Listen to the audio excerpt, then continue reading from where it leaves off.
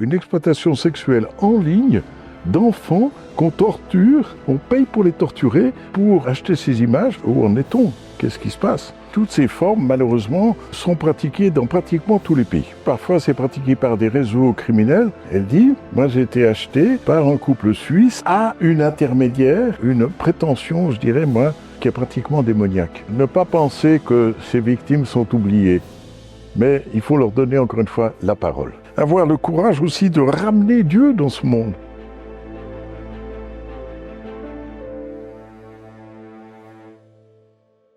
Bonjour Monsieur Michel Votet. Bonjour Madame Laetitia Rodriguez. Merci beaucoup d'avoir accepté cette interview pour NTD France. Vous êtes actuellement ambassadeur de l'Ordre souverain de Malte. Avant cela, vous avez eu une longue carrière au sein du Comité international de la Croix-Rouge et vous avez été membre du conseil d'administration de Médecins sans frontières suisse. C'est un plaisir de vous accueillir à nouveau sur notre plateau aujourd'hui. Votre précédente intervention avait suscité un vif intérêt auprès de nos téléspectateurs. Vous y évoquiez la traite humaine sous ses différentes formes, esclavage sexuel, prélèvement forcé d'organes, travail forcé. Aujourd'hui, on va tenter d'approfondir cette thématique en élargissant la réflexion. En effet, derrière ces atteintes à la dignité humaine, vous percevez un problème plus profond, à savoir la perte des repères spirituels, et on va en parler aujourd'hui. Force est de constater qu'en effet, en 2025, on a beaucoup d'États dans le monde qui bafouent leurs propres lois, qui les contournent pour des raisons de pouvoir, d'économie, de sécurité. Les grands principes universels, le droit humain, la dignité de la personne, le droit humanitaire sont violés ouvertement, souvent sans conséquence pour leurs auteurs. Alors ma première question est la suivante. Comment est-ce que vous expliquez un tel état des faits? Comment comprendre qu'en 2025, il y ait autant d'inhumanité dans le monde? Alors le comment... Et le pourquoi, on le verra, mais je crois surtout il faut un constat. Et ce constat, c'est qu'on a des violations graves du droit international dans tous les continents, que ce soit en Europe, que ce soit au Proche-Orient, que ce soit en Afrique ou ailleurs. Deuxièmement, on a un affaiblissement préoccupant des libertés fondamentales, érosion de l'état de droit. L'état de droit, ça veut dire que vous êtes protégé par des règles et que si vous êtes victime d'une violation, vous pouvez avoir un recours à un tribunal. Troisièmement, une perte de la solidarité et une fragmentation des sociétés qui font place à des intérêts individuels. Et quatrièmement, vous le mentionniez, une résurgence de l'esclavage. Il n'y a jamais eu autant d'esclaves qu'aujourd'hui. 50 millions d'esclaves, c'est plus que jamais dans l'histoire. Et ça, c'est des violations massives des droits fondamentaux de la personne humaine. Oui, alors justement, en réponse à cette inhumanité, vous proposez un retour aux fondements spirituels des droits humains. Pourquoi est-ce que ces racines spirituelles, pourquoi est-ce que ces racines religieuses sont essentielles à un retour de l'humanité selon vous? Parce que je pense que malheureusement, on assiste aujourd'hui aux limites du droit positif. Alors, le droit positif, bien sûr, c'est un droit purement humain. C'est un droit qui a été mis en évidence notamment par Hans Kelsen, qui était un juif allemand, un juriste de première classe, si je peux dire, mais qui disait, écoutez, le droit existe en lui-même, indépendamment de tous critères moraux, éthiques, etc. Et lui-même reconnaissait que les lois de l'Allemagne nazie étaient du droit. Eh bien, je pense que maintenant, on arrive au terme de cette impasse, une impasse morale, qui est de dire il faut que le droit soit compatible avec la justice. Et pour moi, la justice, l'essence de la justice, c'est justement la révélation divine, c'est la loi naturelle, c'est-à-dire c'est une loi qu'on retrouve dans toutes les religions et qui donc nous permet de suppléer à un droit positif qui arrive à ses limites et qui permet de soutenir ce droit quand il est encore valable. Alors, pour moi, il y a une loi qui est fondamentale et qu'on retrouve dans toutes les civilisations. Et cette loi, c'est la règle d'or. Et alors, la règle d'or, on la trouve dans l'Antiquité grecque, on la trouve dans l'Égypte antique, on la trouve dans le bouddhisme, confucianisme, hindouisme, le taoïsme. Elle appelle à traiter l'autre comme soi-même. Traite les autres comme tu voudrais être traité. Et inversement, ne fais pas aux autres ce que tu ne voudrais pas qu'on te fasse. Et je dirais c'est une règle qui est valable aussi bien sur le plan individuel que sur le plan collectif, aussi bien pour le plan des personnes que le plan des États. Donc si je comprends bien, si on veut retrouver un monde avec une harmonie, un équilibre, cette règle d'or devrait régir en fait les lois qu'on a dans le monde entier, dans chaque gouvernement. Oui, et pas seulement les lois, mais aussi les comportements. Je dirais les mises en œuvre. Parce qu'il suffit pas d'avoir une loi, de la graver dans le marbre, comme on dit, mais il faut encore la mettre en œuvre, la mettre en pratique.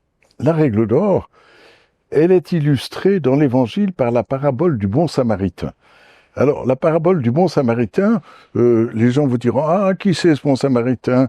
Oh, ben écoutez, c'est un personnage que Jésus a décrit comme étant un brave homme qui n'est pas un juif, qui rencontre un malheureux sur une route et qui se prend soin de ce malheureux, le prend sur sa monture, l'amène et le fait soigner. Tandis qu'il y avait un prêtre et un lévite, donc des braves gens qui auraient dû normalement montrer une compassion, qui disent « Ah non, moi, je veux pas d'ennui, je laisse cette personne tranquille. » Eh bien, Jésus essaie de montrer, à travers cela, qui est le prochain. Et le prochain, c'est pas de savoir, c'est celui qui appartient à la même synagogue ou à la même église, à la même paroisse ou je sais pas quoi, que moi, c'est celui qui a besoin de moi. Et à partir de cela, il dit, ben écoutez, voilà, maintenant, faites la même chose, et avec ça, vous accomplirez la loi et les prophètes. Et parce que la loi et les prophètes, c'est aimer Dieu de tout son cœur, de toute son âme, mais c'est aussi aimer son prochain comme soi-même. Et alors évidemment, c'est là où on reconnaît que cette dimension spirituelle n'est pas simplement une dimension, je dirais, individuelle, certainement pas, c'est une dimension solidaire et une dimension qui permet justement de vivre ensemble, qui permet que, à travers cette solidarité, que ce soit les générations, que ce soit les races ou que ce soit les classes sociales, on puisse quand même avoir une conscience commune et surtout une action commune et solidaire. Oui, c'est quelque chose dont le monde semble manquer aujourd'hui, quand on voit toutes les guerres qui ont lieu et nous ici en Occident qui agissons très peu finalement pour venir en aide à ceux qui sont dans le besoin. Écoutez, justement, c'est ça le problème, parce que à la fin du siècle dernier, on a eu un mouvement jubilatoire, célébratoire, qui était de dire, 50e de la Charte des Nations Unies, 50e de la Déclaration universelle des droits de l'homme. Et puis maintenant, on doit se rendre compte que au début du XXIe siècle, à commencer par le président Bush des États-Unis, non, tout ça, ça appartient à la poubelle de l'histoire. Eh bien, écoutez, l'histoire prendra soin de cette parole, mais moi, je pense qu'effectivement, ce n'est pas la poubelle de l'histoire. Il faut absolument que nous ayons un sursaut d'humanité. Et que ce sursaut d'humanité, il peut avoir, non seulement pour nous chrétiens, mais avoir à travers toute une série de croyants. Et alors, que ce soit nos frères juifs, musulmans, bouddhistes, etc., que tous, tout le cours disent, non mais attendez, ce qu'on est en train de faire, on est en train de piétiner la dignité humaine, on est en train de mépriser la vie, on est en train d'instaurer de nouvelles idoles, que ce soit la singularité, l'intelligence artificielle. Eh bien, tout cela, non, parce que tout cela, c'est en train de menacer justement la vie et la dignité de chacun de nous. Comment est-ce que dans un monde aussi polarisé, aussi sécularisé, on peut encore affirmer que la dignité humaine vient de Dieu ou du Créateur, sans passer pour quelqu'un de fou, sans être incompris par ceux qui n'y croient pas? On n'est jamais incompris que quand on ne cherche pas à être compris.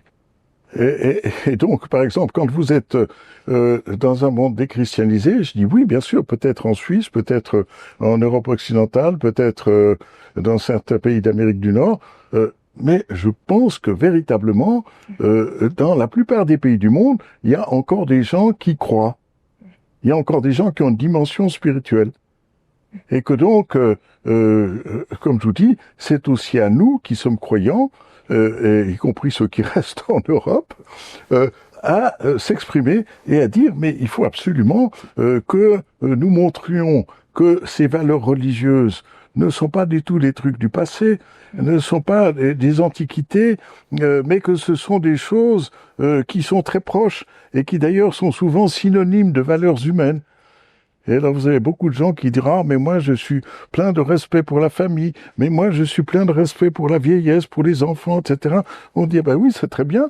Rassurez-vous, on trouve la même chose dans les religions. » Et donc, d'avoir le courage d'affirmer cela, de l'affirmer et de l'affirmer pas simplement en tant que catholique ou chrétien ou juif ou musulman, mais de le faire de manière interreligieuse. Je pense que là c'est encore plus fort parce que là les gens se rendent compte que surtout, non seulement c'est un discours, mais surtout c'est une vie commune.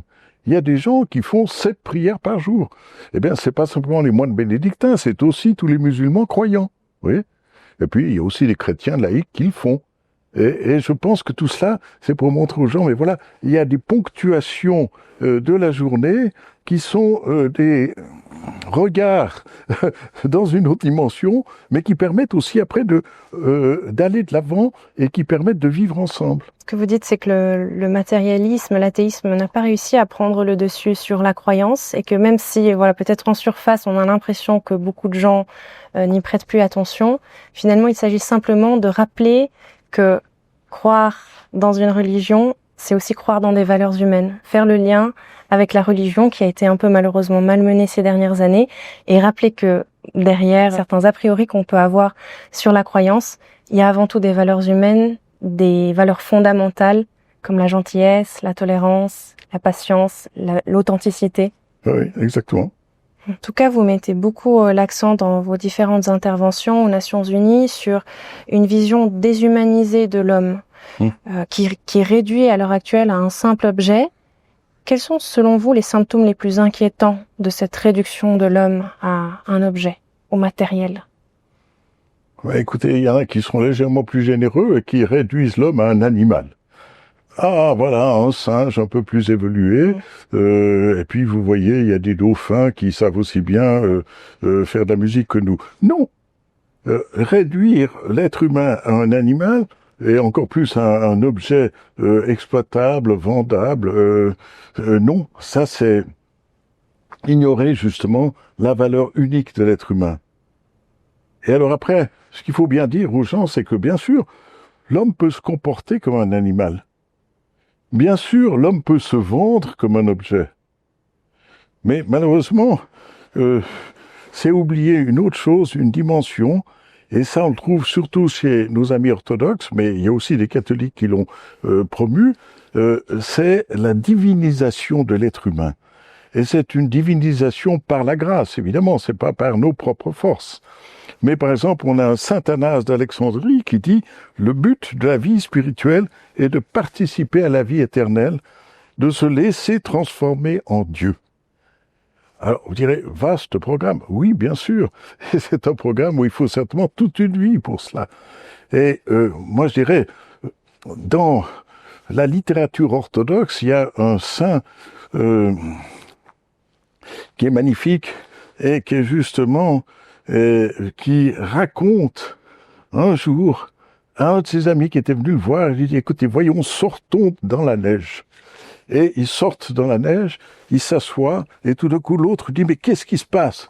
Vous êtes en train de devenir tout brillant. » Et l'autre dit « Mais bien sûr, mais toi aussi. » Ça, c'est le sens de la vie chrétienne, c'est l'acquisition de l'Esprit Saint. Et alors, effectivement, on a nous aussi perdu beaucoup dans l'Occident chrétien, on a perdu cette valeur mystique. Mais heureusement, il y a non seulement dans l'Orient chrétien, mais il y a aussi parfois dans l'Orient tout court, même non chrétien, des valeurs mystiques qui mériteraient d'être retrouvées et qui permettraient là aussi de donner une autre dimension à nos vies et qui permettraient de donner aussi une autre vision. Et une vision justement beaucoup plus solidaire, beaucoup moins perdue dans une coquille. Ce que vous nous dites finalement, c'est qu'on a perdu cette croyance que l'homme est à l'image de son créateur. Voilà. Aujourd'hui, on a fait le lien avec le darwinisme, avec les animaux, oui. Et on n'arrive plus à croire que l'homme est perfectible. Peut-être qu'on ne croit plus à cette capacité à devenir, à se rapprocher de la divinité, finalement. Et alors, ce saint que je citais, c'est un saint russe, Saint Séraphin de Saro. Saint Séraphin de Saro, et l'entretien avec Motovilov, on trouve ça sur Internet, c'est magnifique. C'est extraordinaire parce que je dirais, c'est une parabole moderne qui montre que le christianisme a encore de l'avenir, si j'ose dire. Vous citez Thomas Merton qui disait « Nul n'est une île ». Et vous développez un peu dans vos interventions cette citation. Qu'est-ce que ça signifie exactement? Alors, il citait là un poète anglais, John Donne, et « No man is an island ». Nul n'est une île. Et après, il terminait son poème par « Pour qui sonne le glas ». Et c'est Hemingway qui a pris ça comme titre dans ses livres. Mais à vrai dire, il disait, écoutez, on vit jamais tout seul. Et que ce soit spirituellement, que ce soit économiquement, que ce soit émotionnellement, etc., on est toujours dépendants les uns des autres. Et ça, je pense que il y a des gens qui le réalisent parfaitement. Moi, je dirais même qu'on est dépendant aussi de ceux qui nous ont précédés et peut-être de ceux qui vont nous suivre. Mais ça, c'est encore une autre histoire. Et je pense que nous devrions réaliser cela, parce que cette interdépendance, elle existe aussi au niveau individuel, bien sûr, elle existe au niveau familial, mais elle existe aussi au niveau des États.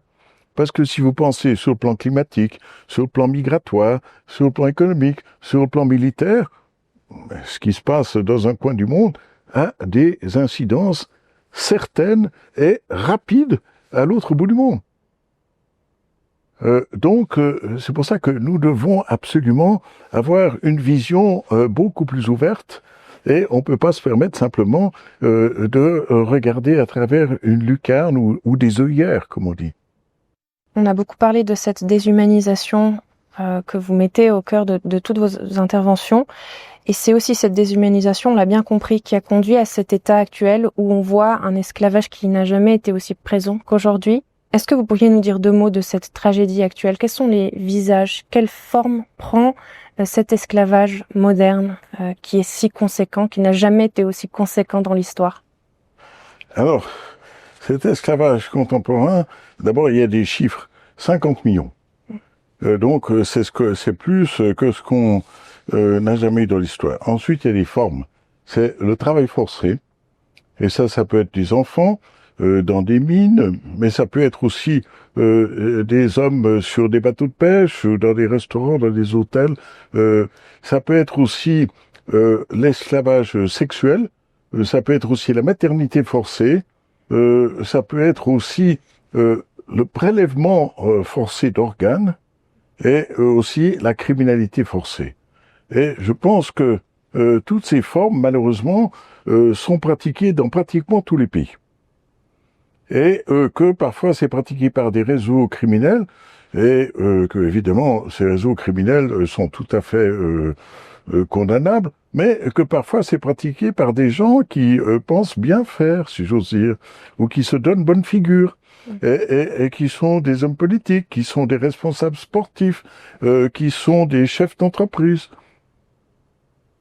Et que donc, nous devons faire extrêmement attention, parce que il faut, pour lutter contre cela, arriver non seulement à avoir un jugement éthique, moral, ou même un jugement spirituel, mais aussi à convaincre les différents acteurs, que ce soit les gouvernements, que ce soit les chefs d'entreprise, que ce soit les syndicats, que, effectivement, ce travail forcé, cet esclavage, est, comme disait un homme d'affaires américain à New York, une fois il me disait « Je suis contre l'esclavage, c'est de la concurrence déloyale ». Eh bien, merci monsieur. Je pense qu'effectivement, c'est non seulement la concurrence déloyale, mais c'est un déshonneur, c'est une tâche sur notre humanité commune.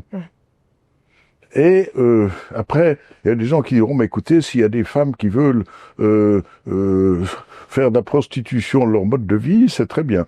Écoutez, c'est pas mon avis, et j'ai entendu plusieurs femmes qui me disaient qu'au contraire, la prostitution est une forme d'esclavage.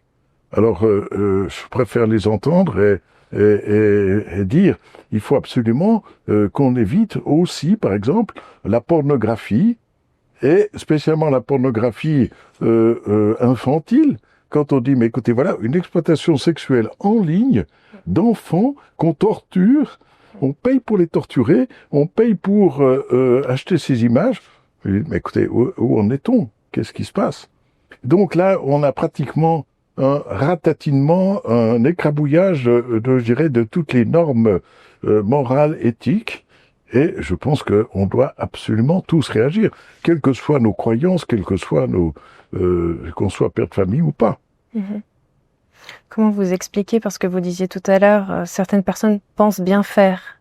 Comment expliquer que certaines personnes impliquées dans du trafic d'êtres humains puissent savoir en tête qu'elles sont en train d'agir de façon noble ou juste? Comment vous expliquez ça? Alors bien faire, parfois on le fait parce que, qu'est-ce que vous voulez, dans notre famille, on a toujours eu ces jeunes domestiques, n'est-ce pas, qui viennent d'une famille qu'on connaît bien, et puis depuis des générations, ils sont nos domestiques, oui, ils dorment dans la cuisine, c'est vrai, non, ils parlent pas la langue du pays dans lequel on va, après, vous avez envie de dire, oui, d'accord, mais écoutez, c'était peut-être acceptable il y a quelque temps, mais aujourd'hui, et dans nos pays, non, ce n'est plus acceptable. Oui. Alors, même si vous pensiez bien faire, non. Ou comme quelqu'un qui dit, écoutez, voilà, moi j'ai acheté cet enfant. Ah bon? Vous êtes sûr que c'était une bonne affaire, si j'ose dire? Ah, mais il sera beaucoup plus heureux avec moi. Excusez-moi, est-ce que vous êtes sûr qu'il était vraiment, cet enfant était orphelin? Est-ce que cet enfant n'a pas été enlevé à ses parents? C'est ce qui arrive. Et alors c'est pour cela que, comme vous disiez, il y a des gens qui pensent bien faire, mais il faudrait toujours réfléchir et aller voir d'un peu plus près. Et là, il est évident que la règle première, c'est le bien-être de l'enfant. C'est le droit de l'enfant, c'est pas le droit à l'enfant. Vous avez été en contact avec des familles, justement, qui étaient impliquées dans ce genre de trafic? Bien sûr. Non, qui n'était pas impliquée dans le trafic, mais j'étais en contact avec une personne. C'était une jeune femme du Sri Lanka. Je pourrais même vous donner son nom, mais enfin, sa mère l'avait soi-disant donnée en adoption. Et en fait, c'était un couple suisse-alémanique qui l'avait acheté. Amené en Suisse, elle est venue en Suisse, et Sarah Inaishant, c'est son nom, parce que même elle a fait une émission de télévision, elle a formé une association pour dire, écoutez, voilà, moi, je suis absolument scandalisé d'apprendre la manière dont j'ai été acheté, et je veux absolument retrouver ma mère naturelle. Alors, elle est allée à Colombo, et là-bas, on lui dit, mais tu ressembles à une telle, va voir là-bas. Je suis pas sûr qu'elle a retrouvé sa mère. Mais il y en a d'autres qui l'ont retrouvée. Mais c'était aussi un choc. Tout d'un coup, une femme qui était là, qui avait fait un très beau mariage, qui avait une belle situation professionnelle, elle rencontre sa mère, qui est une pauvre paysanne dans la campagne du Sri Lanka. Il y a eu un choc. Mais malgré tout, c'était salutaire qu'elle se retrouve, vous voyez? Oui, beaucoup de personnes qui militent justement contre ça parce qu'elles ont été victimes. Bien sûr. Elles disent que la souffrance est parfois même incurable, en fait, tant qu'on n'a pas retrouvé ses origines, tant qu'on n'a pas compris d'où on venait. Il y a de nombreuses personnes, en tout cas, qui militent aujourd'hui contre ça parce qu'elles ont trop souffert de cette rupture, de cette séparation à l'enfance. Oui. Non, et ça, c'est vécu. Et encore une fois, je vous dis, c'est vécu même dans nos propres pays. En Suisse, on trouve des enfants qui sont achetés à la naissance. Oui. Il y a du commerce qui est fait en Suisse, en France, avec des enfants Alors, français ce que je peux vous dire, c'est que justement, c'est Sarah, elle, sage-femme de profession, mais Sarah, oui, elle dit, moi j'ai été achetée par un couple suisse à une intermédiaire au Sri Lanka qui vendait des enfants. Donc il y a une certaine complicité aussi de nos gouvernements, en fait, dans ces commerces. Parce qu'à un moment donné, on se disait, mais c'est très bien d'amener ces enfants-là. Oui, c'est bien, c'est vrai, c'est une jolie femme, les enfants de son mariage en Suisse sont magnifiques, etc. Il y a des côtés très positifs. Mais il faut aussi voir qu'on aurait peut-être pu faire ça autrement. Et justement, vous êtes chrétien, vous êtes croyant. Qu'est-ce que la doctrine sociale chrétienne, elle propose face à ces défis contemporains de l'esclavage moderne? Alors, la doctrine sociale de l'Église, évidemment, elle est inspirée des béatitudes. Elle a été développée par les pères de l'Église, et puis après, elle a été formulée, si je peux dire, au XIXe siècle, notamment par Léon XIII. Et lui qui a formulé là une doctrine sociale de l'Église, notamment pour le monde du travail. Et ensuite a été reprise au XXe siècle, et notamment justement par Paul VI, Jean-Paul II et plus récemment le pape François. Et je pense que cette doctrine sociale de l'Église elle est très importante parce qu'elle essaye de traduire justement le message essentiel de l'Évangile, les béatitudes, dans la vie quotidienne des gens. Et que au XIXe siècle, c'était le monde des travailleurs, et puis maintenant on dirait ah ben qu'est-ce qu'il en est de l'écologie intégrale. C'était notamment le message essentiel du pape François avec son encyclique Laudato Si, qui disait c'est bien de vouloir sauver l'environnement, c'est encore mieux de ne pas oublier l'être humain qui est au centre de cet environnement. Oui.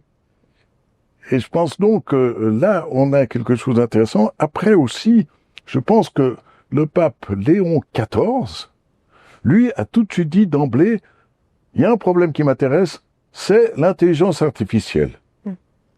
Et je pense que ça, c'est bigrement intéressant, parce que justement, cette doctrine sociale de l'Église va amener à demander des limites au développement et à l'emploi de l'intelligence artificielle, mais pas des limites rétrogrades, mais des limites pour sauvegarder justement la nature humaine. Pour dire, écoutez, vous ne pouvez pas ériger cette intelligence artificielle en nouvelle autorité technique, morale, politique, tout ce que vous voulez, y compris militaire, parce qu'avec ça on peut tuer tout le monde dans la mesure où l'intelligence artificielle donne le feu vert. Non. Alors il faut absolument qu'on réaffirme cette dignité humaine et qu'on dise l'intelligence artificielle doit respecter la nature humaine dans toutes ses dimensions. C'est ça aussi la doctrine sociale de l'Église. Et là, de nouveau, l'Église catholique le fait, mais on le fait aussi avec nos frères anglicans, nos frères protestants, nos frères orthodoxes, et je pense même que justement il y a eu des rencontres avec des musulmans et des hindous pour dire mais il faut absolument que nous ayons un message commun. Et là, c'était le 2 décembre 2014, il y a eu un appel interreligieux pour l'abolition de l'esclavage contemporain. Et je pense que c'était très important, parce que là, il y avait tout le monde, y compris des Tibétains, y compris des Chinois, y compris d'autres, etc. Et je pense que tout cela s'est amené à une coalition, si vous voulez, à une alliance pour la sauvegarde de la vie et de la dignité de l'homme. Oui, justement, est-ce que vous pensez que ces forums interreligieux peuvent avoir un réel impact ? On sait que certains critiques disent que ces forums sont trop symboliques, qu'ils n'ont pas d'effet politique réel, qu'ils sont un peu consensuels. On a par exemple le forum interreligieux du G20 qui se réunit chaque année. Est-ce que vous pensez que ça, par exemple, ça peut donner le tour, ça peut permettre un changement radical, réel ? Alors, comme je vous le disais au commencement de cet entretien,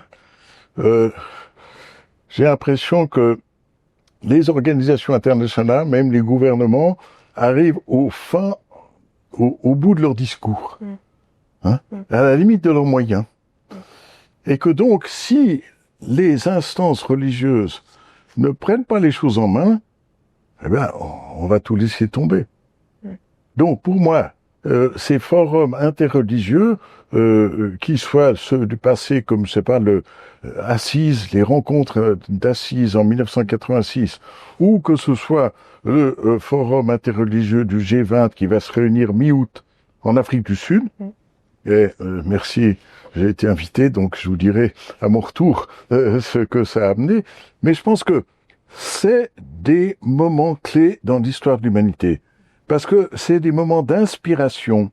Et c'est des moments où on peut justement donner un message d'espoir et un message de fraternité humaine, et aussi un message d'une autre dimension que n'est donné nulle part ailleurs. Donc, je pense qu'il est très important de le faire, et très important que ce soit aussi, justement, en Afrique du Sud, en Argentine, au Brésil, ou dans toute une série de pays, que ce soit dans des pays où il y a véritablement des problèmes vitaux. Oui, et que ce soit des pays qui eux-mêmes ont passé par des crises graves. Je pense l'Afrique du Sud, pas besoin de vous décrire. Mais justement, l'Afrique du Sud, avec Mandela, qui a pratiqué pratiquement le pardon évangélique, je dis mais c'est magnifique. Avec Desmond Tutu, qui était un homme extraordinaire, un prêtre extraordinaire, je dis ben voilà, ça c'est des exemples. Et c'est des exemples qui nous inspirent encore aujourd'hui. Et qui inspirent aussi, par exemple, à travers un modèle de justice restauratrice. Et la justice restauratrice, qu'est-ce que c'est? C'est pas simplement la justice, je dirais, qui punit, qui met en prison, qui exécute à l'occasion, mais c'est une justice qui essaie de réconcilier criminels et victimes. Oui. Mais c'est incroyable. Et je pense qu'on a besoin de cela, et on aurait besoin de cela aussi sur le plan collectif. J'imagine qu'un jour, entre Russes et Ukrainiens, on aura besoin de ça.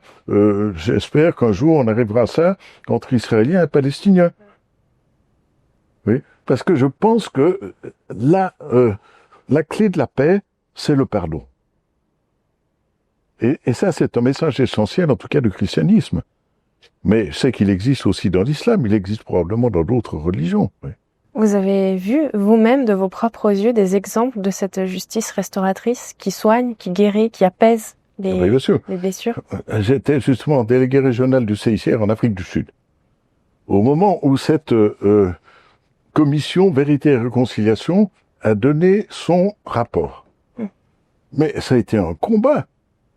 Parce que il y avait effectivement des gens, je vous dirai pas lesquels, qui voulaient pas que cette commission publie son rapport. Parce que là-dedans, on disait, vous savez, vous avez pas été exemplaire, puis vous non plus, etc. Mais heureusement que ça a été publié. Et je dirais, grâce à ça, on a certainement évité des massacres. Et l'Afrique du Sud, quels que soient ses défauts d'hier et d'aujourd'hui, et peut-être de demain, l'Afrique du Sud reste un modèle. Et je pense qu'on pourrait s'en inspirer de temps en temps aussi en Europe, oui. Mais j'imagine qu'avant d'aboutir à cette justice réconciliatrice, il faut discuter, il faut dialoguer. Vous incitez beaucoup sur l'importance du dialogue pour construire la paix. La question que je voulais vous poser, c'est qu'on est quand même dans un monde plutôt polarisé, avec toutes les guerres, les débats plutôt corsés que les médias mettent en avant aujourd'hui sur le devant de la scène. Est-ce que c'est encore possible justement de dialoguer dans un monde aussi polarisé ? C'est non seulement possible, mais c'est surtout nécessaire. Parce que plus vous êtes polarisé, plus vous devez dialoguer. Oui. Et en fait, il faut, dans un respect mutuel, avoir une recherche commune de réponse. Et cette recherche commune de réponse, elle ne peut avoir que dans le dialogue, en faisant face non seulement aux problèmes, mais aussi aux personnes.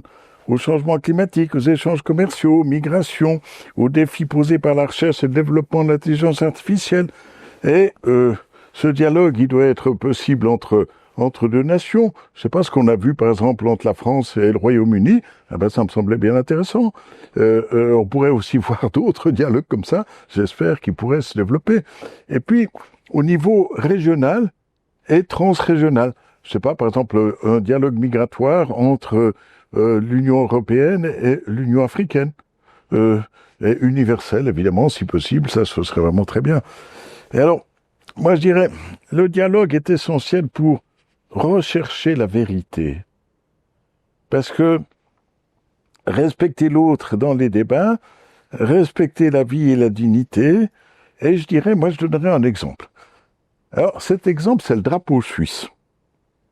Alors, comme vous savez, je suis citoyen suisse, j'en suis très content, mais c'est un drapeau où vous avez un fond rouge et 5 carrés au centre.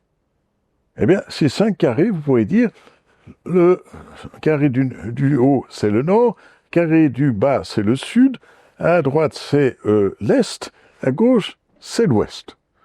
Et vous dites, ah ben, puis au milieu, qu'est-ce qui se passe? Est-ce que c'est vide? Non, c'est pas vide. C'est-à-dire, c'est vide si vous en faites un espace d'exclusion. Hein, si vous dites, personne ne rentre. Hein, neutralité inviolable. D'accord. Je suis d'accord que personne ne rentre, mais qu'on fasse plutôt autrement et qu'on dise, cet espace est un espace disponible, est un espace de dialogue, est un espace de service. Est un espace qui met en contact le nord, le sud, l'est et l'ouest, et on vient s'y rencontrer. On peut là trouver non seulement du repos, non seulement un refuge pour les réfugiés, mais on peut aussi trouver de l'aide humanitaire, on peut aussi trouver des règles sur lesquelles on va s'entendre. Et c'est moi ce que je vois comme vraiment la vocation véritable de la Suisse, elle est dans son drapeau. Et dans son ouverture, sa capacité à accueillir. C'est une ouverture. Et c'est un service. Et c'est ce service qui lui donne sa légitimité. Oui, vous mettez aussi beaucoup l'accent dans vos interventions à l'ONU sur les victimes de ces crises migratoires, la difficulté à survivre des fois dans leur tentative en fait d'être accueillis dans un pays qui peut leur offrir mieux. Je sais que vous avez aussi beaucoup étudié cette question des victimes. Alors, c'était au début du mois de juin, à Nice, à la conférence sur l'océan, sur les travailleurs de la mer. Eh bien là, je vous assure que de voir là, sur une vidéo, et de voir après des témoignages de ces travailleurs sur des bateaux de pêcherie, ça vous fait frémir. Parce que vous dites, voilà les gens qui sont partis de Thaïlande ou d'ailleurs, des Philippines, et puis qui tout le coup se trouvent sur un bateau je ne veux pas dire qu'il y a de nationalité, mais qui sont restés pendant des mois sans contact avec leur famille, sans contact avec les ports, et puis se trouvent dans des situations évidemment psychologiques, mais parfois aussi physiques, extraordinaires, et puis un jour même, ils voient que certains de leurs collègues se font passer par-dessus bord parce que, n'est-ce pas, c'était mieux qu'il arrête de nous embêter, etc. Donc je pense qu'on a une série de tragédies comme ça qu'on ne voit pas, mais qui sont très présentes. Et qui sont très présentes. Et alors c'est pour ça que moi je voudrais rendre hommage ici, par exemple, à l'Organisation internationale du travail, et aussi par exemple à la FAO, qui ont organisé, et aussi à des organisations chrétiennes, notamment Stella Maris, qui sont des organisations qui essayent de porter secours à ces travailleurs, parce que souvent ces travailleurs, encore une fois, n'ont aucun moyen de communication. Quand ils sont débarqués dans un port, c'est peut-être pas nécessairement le port de leur pays. Et puis, après, est-ce qu'ils ont accès à des avocats, etc. Et heureusement qu'il y a ces organisations internationales, heureusement qu'il y a ces aumôniers, heureusement qu'il y a ces religieux et religieuses qui ensuite vont pouvoir leur donner un coup de main et leur dire, mais attention, ça va pas se passer comme ça, on va s'assurer que tes droits, non seulement à un salaire, mais aussi ton droit à la justice, parce que tu étais victime d'un crime, seront garantis. Alors je peux vous dire qu'effectivement, quand on voit des choses comme ça, on se dit, bon, cette conférence sur la mer, peut-être que certains, ça les a amusés, de dire, voilà, tel président qui fait du théâtre. Non, je ne vais pas me prononcer sur ce qu'ont fait les présidents, mais je peux vous dire qu'en marge de la conférence, en tout cas, il y a eu des événements extrêmement intéressants, et que justement, c'était aussi l'occasion pour des victimes de témoigner. Et de témoigner devant des ministres, devant des directeurs généraux d'organisations internationales, devant des journalistes. Donc, ne pas penser que ces victimes sont oubliées, mais il faut leur donner encore une fois la parole. Vous parliez de vérité tout à l'heure, mais c'est quoi finalement la vérité dans un monde avec autant de désinformation, de propagande parfois et un relativisme moral finalement qui prévaut au quotidien. On la trouve où cette vérité? On la cherche comment? C'est quoi cette vérité? Oui. Alors, si vous voulez, bon, effectivement, il y en a qui vous parleront d'une vérité révélée, c'est vrai. Et ça fait partie de la religion, en tout cas, juive, chrétienne, musulmane, et ça. Mais moi, je pense qu'il y a une définition que j'aime beaucoup, et c'était celle que me donnait un ami, le père Marc-François Lacan, qui était moine bénédictin à Hautecombe, sur le lac du Bourget. Là. Et il disait, la vérité, c'est le dialogue. Et il faisait ça en prenant le commentaire, justement, de la question de Ponce Pilate au Christ. Quand Ponce Pilate dit, c'est quoi la vérité? À vrai dire, le Christ ne lui répond pas, mais Marc-François Lacan disait, mais c'est clair, il lui a déjà répondu. Il a discuté avec lui. Et je pense qu'effectivement, la vérité, en tout cas telle que nous la comprenons nous, n'est ni unique ni définitive. Elle permet d'avancer ensemble, si on dialogue. Merci pour cette invitation au dialogue. En tout cas, c'est très intéressant et c'est important de le rappeler. On va aussi revenir sur l'intelligence artificielle parce que vous en parlez comme d'un Moloch. C'est une nouvelle idole. Les gens s'y identifient vraiment de plus en plus et s'en remettent à elle toujours plus, j'ai l'impression. Ouais. Quels sont les pires scénarios à éviter, selon vous, en lien avec cette intelligence artificielle? Je dirais que l'intelligence artificielle, c'est un outil très puissant et qui va le devenir de plus en plus. Mais qui, justement, à un moment donné, peut devenir une nouvelle idole et puis peut devenir, et est déjà un Moloch. Alors le Moloch, c'est quoi? C'est une idole dévorante et qui dévore des enfants. Et là, aujourd'hui, déjà, vous avez des gens qui vous disent, mais écoutez, il y a des milliers, peut-être demain de millions, de femmes, d'enfants, d'hommes, qui vont servir pour alimenter l'intelligence artificielle. Et je pense que justement, servir, mais dans des conditions d'esclaves. Donc c'est là, véritablement, où cette intelligence artificielle est extrêmement préoccupante. Elle est préoccupante parce que elle nie justement la nature humaine. Elle nie la dignité, et puis même souvent nie la vie. Et puis en fait, l'élément encore, c'est que certains apôtres, si je peux dire entre guillemets, de l'intelligence artificielle vous disent, mais grâce à cela, nous allons acquérir la vie immortelle. Grâce à cela, nous allons même pouvoir réorganiser l'univers. Donc vous voyez, il y a là une prétention, je dirais moi, qui est pratiquement démoniaque. Et qui est une prétention de dire on va refaire la création. Parce que, je dirais, c'est presque sacrilège. Mais enfin, les gens qui le font peut-être en toute innocence, si j'ose dire. J'espère pour eux. Mais très franchement, c'est très préoccupant pour les croyants, mais je pense que les non-croyants devraient aussi se méfier. Vous voyez, et qu'il y a encore un autre aspect qui arrive, et ça, on l'a mentionné récemment aussi au CICR, c'est les robots tueurs. Et en fait, c'est des machines à tuer qui prendraient toutes seules la décision de tirer, de tuer, de détruire. Je pense que là, on a aussi un vrai problème. Parce que si tout d'un coup on voyait se promener dans nos rues ou voler dans les airs ce genre de machines, et on n'en est pas très loin. Hein.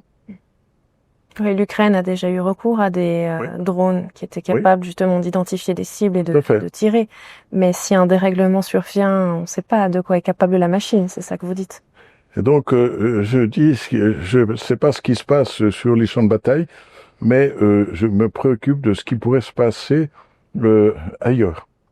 Ouais, beaucoup de perspectives qui sont inquiétantes en tout cas. Hein. On l'a vu, l'intelligence artificielle, la perte de valeur morale, le relativisme, l'identification de l'être humain au singe. Enfin voilà, beaucoup de choses qu'on semble avoir perdues. Vous appelez aujourd'hui à une nouvelle évangélisation. Quelle forme est-ce que ça prendrait concrètement? Comment est-ce qu'on peut encore sauver ce qu'il reste d'humain dans l'être humain? Eh bien, je pense que la nouvelle évangélisation, c'est de reprendre l'évangélisation. et de reprendre l'évangélisation. Mais évidemment, le Christ, quand il évangélisait, il l'a fait avant la résurrection. Mais maintenant, nous sommes après la résurrection. Et je dirais que on voit le modèle d'évangélisation, il y avait non seulement des paroles, il y avait aussi des miracles. Donc, il n'y avait pas simplement des paroles, il y avait de l'action. Et puis, il y avait une proximité avec les gens. Tout d'un coup, il allait sur une barque pour mieux se faire entendre. Ou il se mettait sur un pré et là, il se mettait à parler. Et tout d'un coup, il disait, mais attention, ils n'ont rien à manger, il faut qu'on fasse quelque chose. Donc, il faut véritablement que cette nouvelle évangélisation, elle passe non seulement par retrouver le sens profond du message du Christ, mais aussi retrouver ce sens de proximité et de solidarité. Parce que pourquoi les gens se convertissaient? C'est parce que tout d'un coup, ils se rendaient compte que non seulement il y avait quelqu'un qui leur disait des choses qu'ils n'avaient jamais entendues, ou jamais comme ça, mais surtout qu'il y avait une personne qui était prête à les aider, et même qui avait ressuscité un mort, qui avait donné à manger, qui avait libéré un démoniaque. Vous dites, mais attendez, là, il se passe quelque chose. Donc, je pense que l'Église doit absolument retrouver des gestes concrets de solidarité, de fraternité et de respect de la création. Et c'est pour ça que moi je pense aussi que Laudato Si est pour moi une encyclique extraordinaire, parce que non seulement elle appelait les catholiques, non seulement les chrétiens, mais aussi aux croyants et aux hommes et aux femmes de bonne volonté. Ah ben merci beaucoup. Comme ça, tout le monde est inclus, vous voyez ? Et c'est ça la nouvelle évangélisation. C'est pas de dire je prêche à la chorale, comme on dit, mais j'ouvre mes portes et je fais passer ma parole et surtout ma solidarité à tout le monde. Oui. Et puis là aussi, je dirais même, bon, ça c'est peut-être personnel, mais je pense que nous, chrétiens, on devrait se rendre compte que, bien sûr que Jésus est notre sauveur, mais Moïse est aussi notre père spirituel. Oui? Et que toute la sagesse du Nouveau Testament vient de l'Ancien, évidemment. Et que le jour où on arrive à faire le lien entre ces deux, eh bien, ce jour-là, effectivement, on aura une force extraordinaire. Et je vous parle pas de ça parce qu'on est à côté de la rue de la synagogue, vous voyez, mais je vous parle du fond de mon cœur parce que je sais que là, dans ce dialogue interreligieux, et spécialement avec nos frères aînés juifs, nous avons beaucoup à gagner. Une sorte de syncrétisme, en fait, entre les religions et une entente, disons, entre... Oui. Alors, c'est pas nécessairement de faire de la confusion, mais c'est d'essayer de voir justement ce qu'on peut apprendre des uns des autres. Cette solidarité, en tout cas, dont vous faites mention, cette nécessité de se rapprocher des plus faibles, c'est ce que vous essayez de faire aussi, je crois, avec votre organisation qui donne la parole à des victimes de la traite humaine. Finalement, ça s'inscrit en fait dans cette évangélisation renouvelée. Ce que vous faites concrètement avec des personnes qui sont dans la souffrance. Vous essayez de vous rapprocher d'elles et puis de créer une sorte d'union entre les victimes et puis les personnes comme vous qui avez la possibilité de leur donner une voix et de leur venir en aide finalement. Non, certainement. Parce que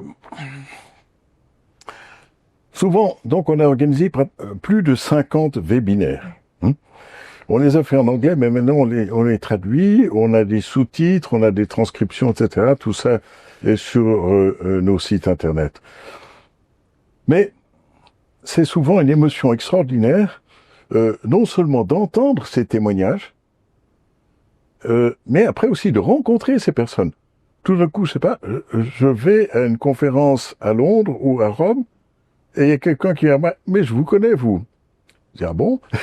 Oui, parce que j'ai regardé un de vos webinaires. J'ai dit « Ah ben merci beaucoup ».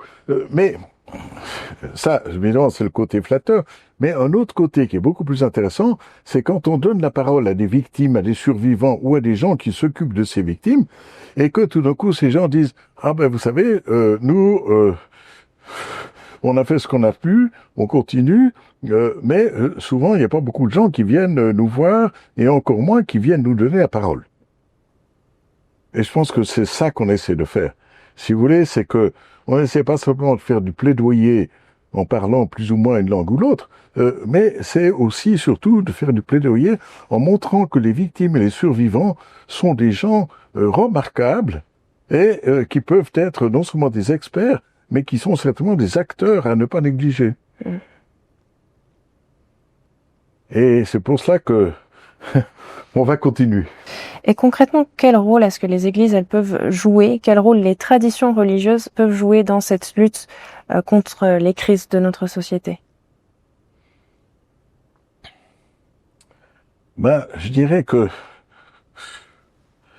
quand j'ai fait une fois une étude sur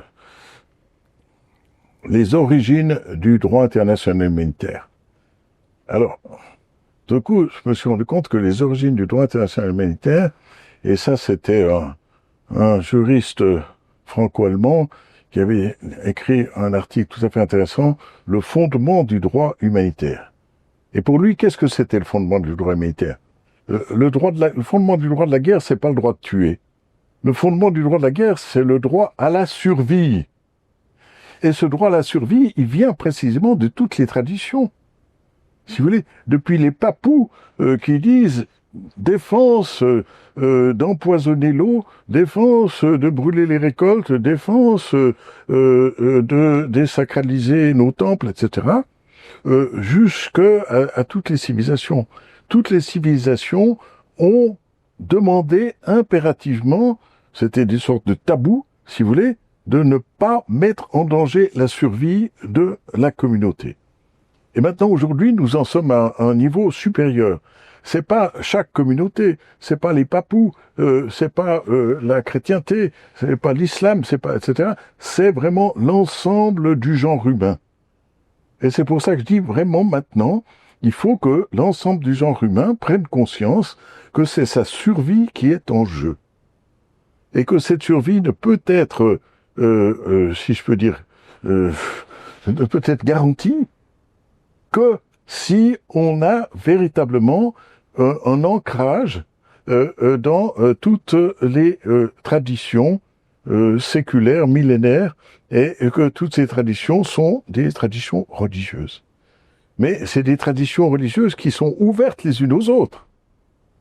C'est pas simplement pour sauver les chrétiens ou les juifs ou etc. C'est pour sauver l'ensemble de l'humanité. Oui.